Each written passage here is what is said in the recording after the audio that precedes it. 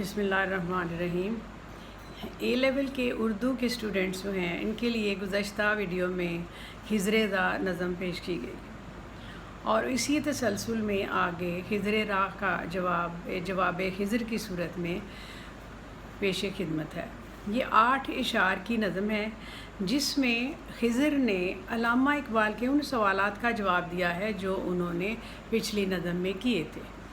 वो कहते हैं कि ऐ शायर, तू क्यों कहता है, इस बात पर क्यों हैरान है कि मैं सहरानवर्दी कर रहा हूँ।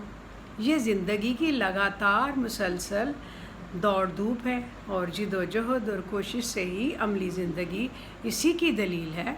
और कहते हैं कि ऐ घर की 4 दीवारी तक महदूद रहने वाले शायर, तूने वो मंज़र नहीं देखा जब सहरा में काफ़िले रवां दवां होते हैं और उनके ऊँटों की घंटियों की आवाज़ खामोशी को जब तोड़ती है तो ऐसे लगता है जैसे कि नगमे बिखर रहे हों और रेत के टीले के ऊपर हिरन बेफिक्री से चौकड़ियाँ भर रहे होते हैं और काफ़िले बग़ैर किसी साजो सामान के, बग़ैर किसी संगे मील के बेफिक्री से सफ़र कर रहे होते हैं। इसका मतलब ये है कि हर तरह की पाबंदियों से बेनियाज सुबह के वक्त यूँ महसूस होता है जैसे सुबह का सितारा नज़र आने से हज़रत जिब्राईल नमूदार हो रहे हैं। और कहते हैं कि ऐ शायर, क्या तू इस बात से नावाकिफ़ है कि तू नहीं जानता कि जब सूरज ग़रूब हो तो उस वक्त सहरा का मंज़र क्या होता है और उसकी वसअत नज़र के सबब हज़रत इब्राहीम की ही नज़र बनी थी।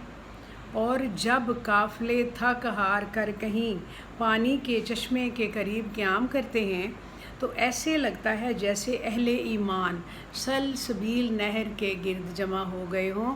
सलसबील नहर है जन्नत में बहने वाली एक नहर का नाम है।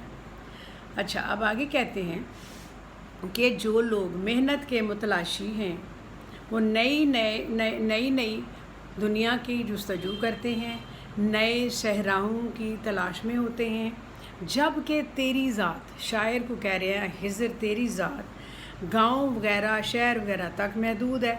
हकीकत ये है कि मुसलसल गर्दिश, सहरानवर्दी, अमल और हरकत ही ज़िंदगी की दलील है। यानी या बेखबर, तू हकीकी ज़िंदगी के राज को जानता ही नहीं।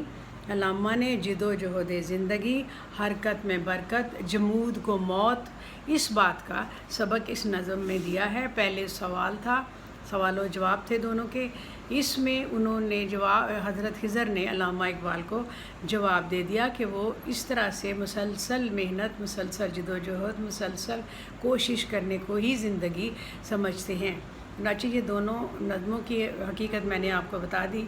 अब आपने इसको पढ़ के तो आपने सवालों के जवाब देने हैं जो मैं इंशाअल्लाह नेक्स्ट टाइम बताऊंगी। शुक्रिया।